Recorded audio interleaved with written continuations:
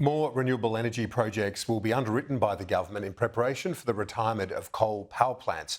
Under the expanded capacity investment scheme, developers of renewable technologies can make a bid for government assistance. The most successful ones will share some of their profits with the government. Once fully rolled out, the government wants the scheme to enable 32 gigawatts of clean energy nationwide, bringing the nation closer to the target of 82% renewables by 2030. To look more at the scheme and exactly how it's going to work, I spoke a short time ago to the Minister for Climate Change and Energy, Chris Bowen. Minister for Climate Change and Energy, Chris Bowen, appreciate your time. This boosted capacity investment scheme, it's about reliability, it's about capacity, as the name would suggest. Can you explain to our viewers how this works? Well, you're right, Kieran. What we need to do is get more energy on to our system after having lost 4 gigawatts over the last decade with only 1 gigawatt come on.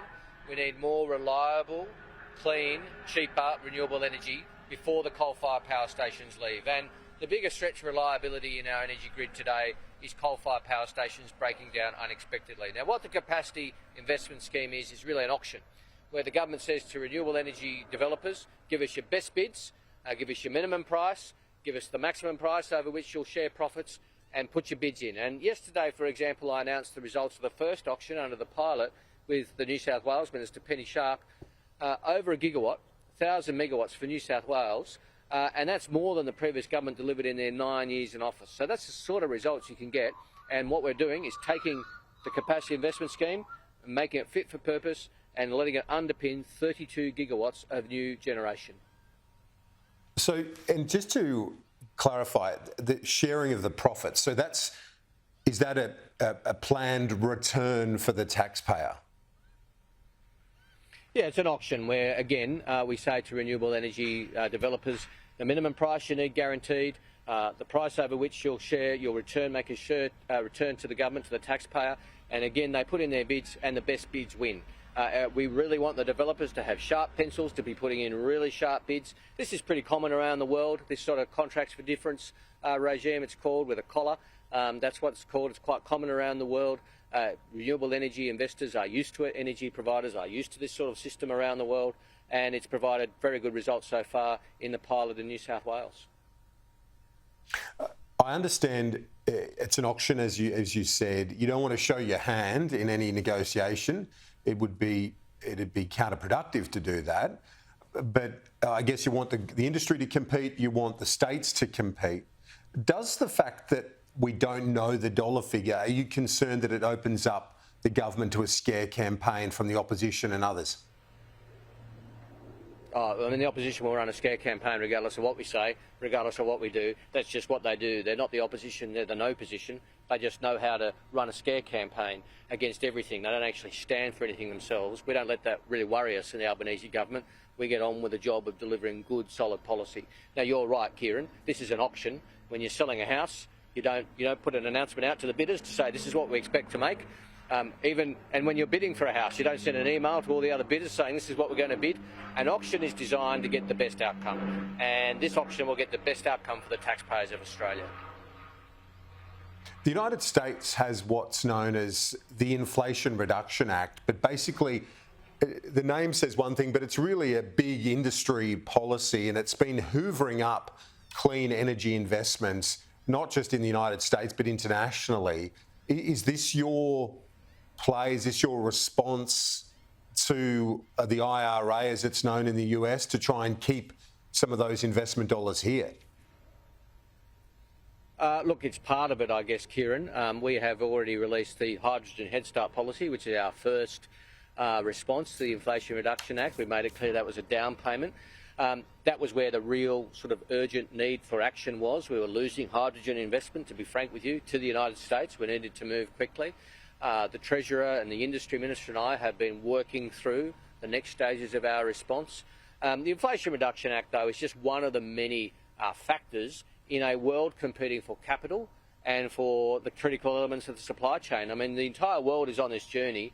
And our target of 82% renewable by 2030 is pretty similar, frankly, to many targets around the world. So we're all competing for capital, we're all competing for materials, for the wires, for the submarine cables, for the solar panels. We need to provide as a stable and welcoming policy environment for investment as we can, and this capacity investment scheme is really a powerful way of doing that. Are you confident the growth that you want in this sector can be accommodated even in the face of local issues? And they are local concerns around things like transmission lines, wind farms and so on. Yes, I am. And look, we need to bring communities with us on the journey, and consultation on these things in the past, the regimes that have been in place, the regime for consultation on transmission lines, which has been in place for many, many years, wasn't up to scratch and fit for purpose, so we've moved to improve that. We've got other work underway. We've got a review underway of all those sorts of things at the moment to see what can be done to better bring communities with us. We're on a national journey. We need to get to 82% renewables. Rural people will pay a big price if we don't deal with climate change. You know, the impact on farming, productivity and agriculture of climate change is really severe, really strong. Farmers I talk to know that. But we also need to bring communities with us, ensure that there's real community benefit, whether it is new renewable installations or transmission lines. It can't just be saying this is what's going to happen. We are talking to communities and bringing them with us. The planning systems across the country need to improve and change. And we're working on that as well. So it's part of the journey. Another issue we have to tackle, Kieran, is the need for more workers. And I see that as a good problem to have. I mean, we're going to need 32,000 Sparkies between now and 2030. That's a lot of jobs to create. It's a challenge to fill those roles, but I'd rather be finding people for jobs than jobs for people. And how does this expanded scheme, this policy, feed into your message and Australia's message at the climate talks which are being held over the coming weeks? Well, look, it's not really related to the COP meeting, Kieran. It's about our domestic policies. But of course, whenever you go to a COP, you know, you talk about what your own country's doing. We all do that. We compare notes with, you know, the United States, Canada, Germany, France. All the ministers get together and compare notes on the challenges and opportunities. And I find, Kieran, the conversations are all pretty similar. The sorts of things we're dealing with, the sorts of challenges we're overcoming, the sorts of things we're contemplating. That's to be expected. But we'll be at COP. We'll be arguing for strong mitigation language, for strong action on emissions. That's the approach our government has taken. I'm working very closely with my international counterparts, like-minded countries, on a good outcome, and we'll see how we go in a little more than a week. Minister for Climate Change and Energy, Chris Bowen, appreciate your time as always. Thanks. Pleasure, Kieran. Good on you.